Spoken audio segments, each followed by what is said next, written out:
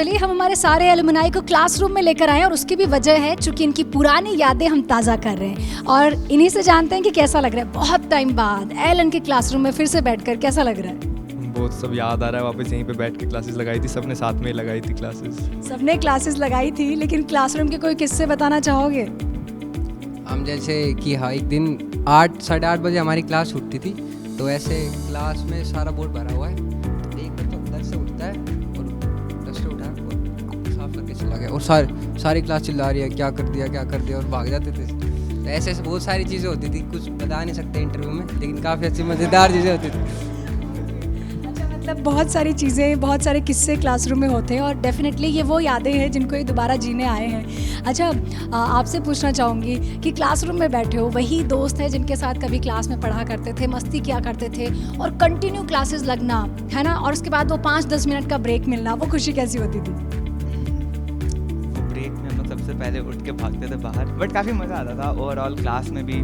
फिर हम लोग बाहर ब्रेक में निकलते थे, कैंटीन वगैरह होती थी, हम लोग बिस्किट वगैरह खा रहे हैं साथ में शेयर करके। फिर डाउट डिस्कशन होती थी कि सर क्या पढ़ाए, वो सब हम लोग आपस में डिस्कस कर रहे हैं, अच्छा ये वाले क्वेश्चन में तो ये होगा ना। देखो बहुत सारी यादें हैं यहाँ पे, लेकिन साथ में पढ़ाई भी उतनी ही ज़रूरी थी, तो उन्होंने ये भी बताया कि हम कैसे क्वेश्चंस को आपस में डिस्कस करते थे और शायद मैं कहूँगी ये ज़रूरी भी है आशीष, क्योंकि किस कॉन्सेप्ट को आप कैसे सॉल्व कर रहे हो या दोस्त कैसे सॉल्व कर रहा है, ये ज़रूरी है। अच्छा, अब तो क्लास में पीयर ग्रुप बहुत ज़रूरी है, कॉम्पिटिशन ज़रूरी है, हेल्दी कॉम्पिटिशन।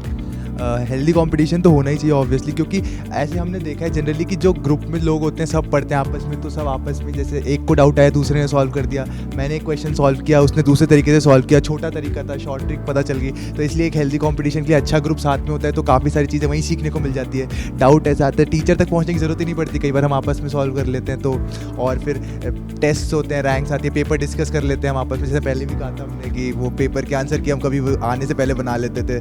तो वही है कि ग्रुप होना ज़रूरी है, अच्छी बात है। डेफिनेटली ग्रुप होना ज़रूरी है और अच्छा ग्रुप ज़रूरी है, तभी तो आप आगे बढ़ने के लिए, पढ़ने के लिए प्रेरित करोगे एक दूसरे को। अच्छा, चूँकि क्लासरूम की इतनी सारी यादें आप लोगों की जुड़ी हुई है और एक साथ इतने बच्चे बैठना, तो कभी एकदम से चिल्लाए हो क्लास में, एकदम से हुटिंग कर दी और टीचर ने कहा कि क्या हो रहा है भाई? हाँ, ऐसा तो हुआ है, कभी कभी होता था कि टीचर ने कुछ एक्साइटिंग बोला, सब एक्साइट होके और कुछ कर दिए, या फिर कभी कभी प्रोजेक्टर ऑन होता था तो लाइट बंद होती थी, जैसे ही लाइट बंद होती थी सब हुटिंग करते थे, प्रोजेक्टर स्टार्ट होता था, तो होता था कभी कभी मौज मस्ती चलती थी। क्लासरूम, ग्रीन टी शर्ट, वो यूनिफॉर्म, वो ग्रीन अम्ब्रेला, वो सब चीज़ें क्या अभी भी संभाल के रखी है किसी ने? सारी चीज़ें हैं, तो अभी भी कॉलेज में वो यादें हैं, अम्ब्रेला है, टी शर्ट है, क्या है? सब है, अम्ब्रेला, बैग, टी शर्ट सब पड़ा है अभी तक। क्या बात है। देखिए एलन की जो पहचान है स्टूडेंट्स हैं और ये स्टूडेंट्स ही हैं जो सफल होकर आगे भी अपनी यादें रखते हैं। तो चलिए अब थोड़ी एकेडमिक चीज़ों पे आ जाते हैं। चूँकि बहुत सारे बच्चों के दिमाग में ना ये संशय होता है, कोटा जाना है, कोचिंग में रहकर नीट की या जेईई की मुझे प्रिपरेशन करनी है, और आप तो सभी भावी डॉक्टर्स हैं। ऐसे में क्या जो कोर्स की प्लानिंग होती है यहाँ की, वो एनसीईआरटी के हिसाब से होती है? एनसीईआरटी के पूरे कोर्स को कवर किया जाता है? अनमोल, आपसे जानना चाहूँगी। हाँ, यहाँ पे वो सब प्लान्ड है, टेस्ट और जो पढ़ाते हैं सब मटेरियल उस हिसाब से क्वेश्चंस देते हैं, टेस्ट होते रहते हैं टाइम टू टाइम, फिर ग्रैंड टेस्ट, मिनी टेस्ट, पूरा सिलेबस कवर कर देते हैं। और 12th में तो बहुत जल्दी कर देते हैं, फिर 11th का रिवीजन होता है। फिर बोर्ड्स का हमारा एलन का बहुत अच्छा वो है कि हमें अलग से कुछ नहीं लेना पड़ता कोचिंग, बोर्ड्स की यहाँ पे प्रिपरेशन करवाई, फिर बोर्ड्स के टाइम पे लीव दे दी तो बोर्ड्स दे के फिर दोबारा प्रिपरेशन होती है, तो कहीं से पीछे नहीं रहने देते अलग। मतलब अलग से आपको स्कूल या किसी और चीज़ को, मतलब 12th की तैयारी करने के लिए, बोर्ड के प्रिपरेशन के लिए आपको अलग से कहीं नहीं जाना? नहीं मैम, कहीं नहीं जाना होता, यहीं से मतलब जो क्लास के नोट्स हैं वो मतलब सफिशिएंट होते कि आप बेसिकली आंसर राइटिंग आपको आनी चाहिए, वो आप 10th में इतना सीख के आते हो कि आप आंसर लिखना है, और बेसिकली सारी चीज़ें आपको पता है। थोड़ी बहुत आपको इंग्लिश करनी होती है, उसकी क्लासेस यहाँ पे लग जाती है, जैसे दिसंबर की जनवरी के आसपास लगेगी, और फेब में आप बोर्ड होते हैं, फेब और मार्च में, तो आप 1-8 महीना पढ़ लो उसके लिए, तो इतने में सफिशिएंट तैयारी हो जाती है। अच्छा चलो, ये तो बात हो गई कि बोर्ड और एनसीईआरटी के हिसाब से पूरी तैयारी एलन में करवा दी जाती है। इसके अलावा ये पूछना चाहूँगी जैसे डाउट्स का क्या रहता है, डाउट कैसे सॉल्व होते हैं, नोट्स कैसे कैसे बनाए जाते हैं? एक तो वो नोट हो गए जो आपने बनाए या फिर टीचर ने बताया?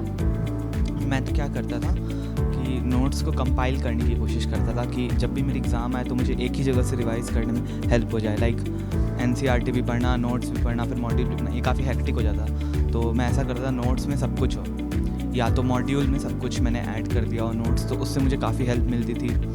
बाकी टीचर के नोट्स तो मोस्टली काफ़ी अच्छे होते थे। तो उससे काम हो जाता है। ये बात हुई नोट्स की।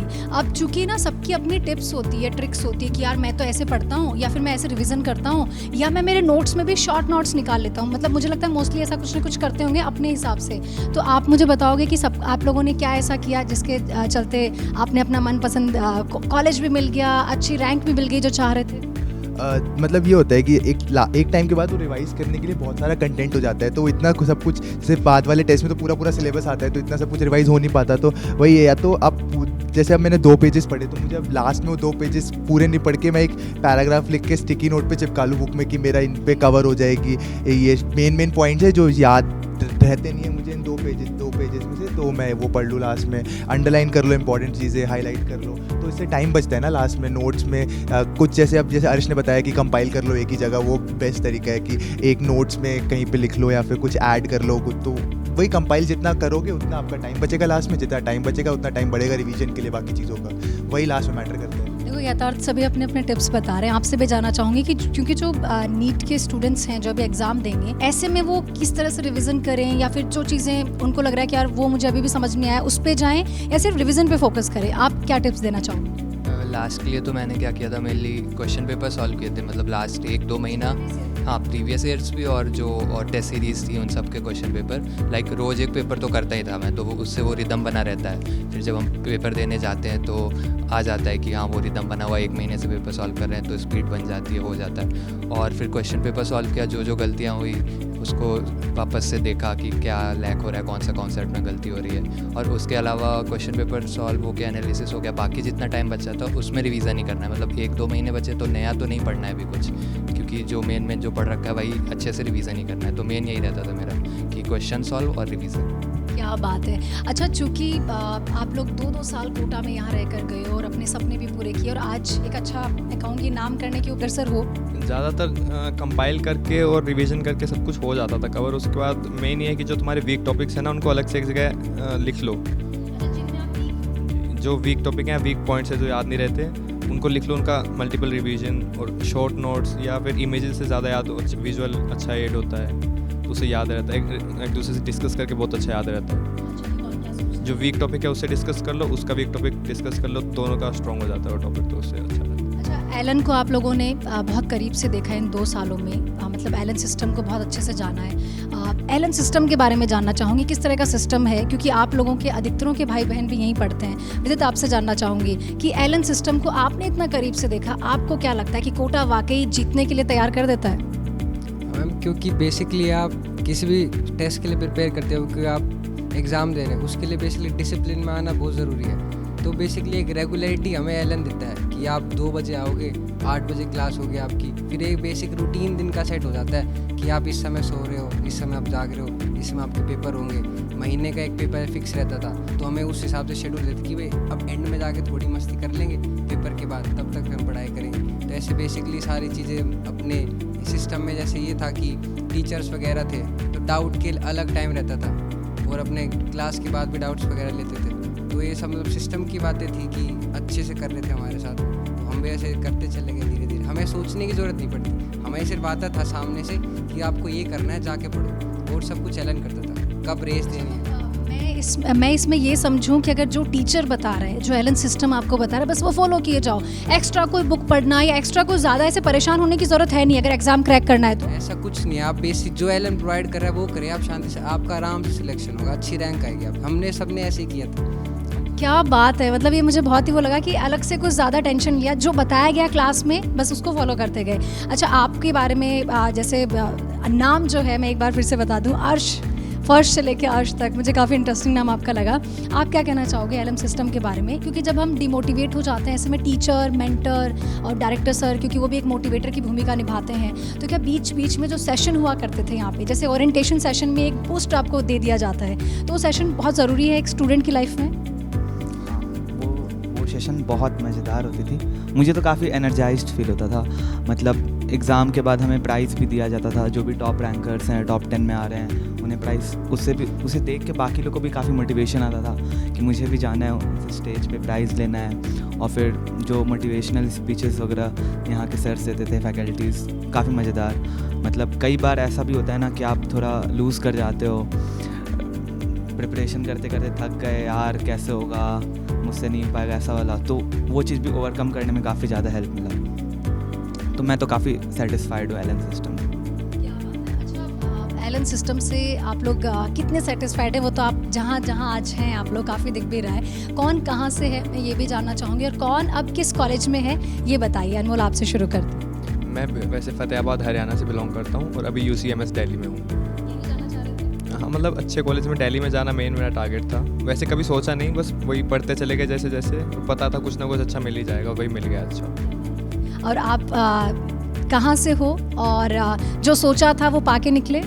मैं यूपी से हूँ, और मतलब सोच के तो नहीं आया था मैं ऐसा कुछ। ये था कि जहाँ मेरे को डिज़र्व करता हूँ मैं वहाँ पहुँच जाऊँ, वहाँ पे मतलब हूँ। मैं मौलाना आज़ाद मेडिकल कॉलेज न्यू दिल्ली में हूँ फिलहाल। अर्श, आप कौन से कॉलेज में हो और कहाँ से आप हो?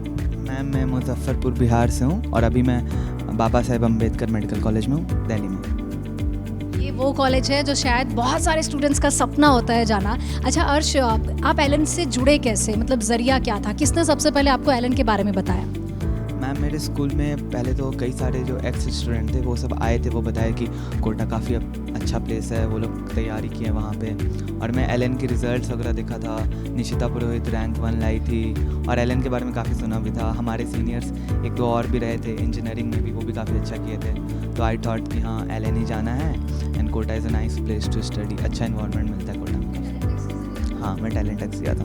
अच्छा, मैं चूँकि इस चीज़ को स्पेशली इसलिए पूछ रही हूँ क्योंकि बहुत सारे स्टूडेंट्स ऐसे हैं जो अफोर्ड नहीं कर सकते। मान लो कोटा आकर पढ़ना, हॉस्टल भी हो जाता है, कोचिंग भी हो जाता है, बहुत सारी चीज़ें हैं। लेकिन ऐसे में टैलेंट एक्स हो गया, एसेट एग्ज़ाम हो गया, स्टूडेंट्स को हेल्प करता है कि अगर वो डिज़र्व करते हैं, उनकी कैपेबिलिटी है इतनी, तो वो कम से कम टैलेंट एक्स और एसेट जैसा एग्ज़ाम दे के स्कॉलरशिप हासिल करके और फिर एलन के साथ मिलकर अपनी तैयारी कर लें। मैम मुझे टैलेंट एक्स के बारे में मालूम था, मैं 9th में भी दिया था इनफैक्ट, कि अच्छी एग्ज़ाम है कॉम्पिटिटिव के लिए। उस वक्त बस चेक कर रहा था, फिर फाइनली 11th मुझे एडमिशन लेना था तो मैंने 10th में लिया था।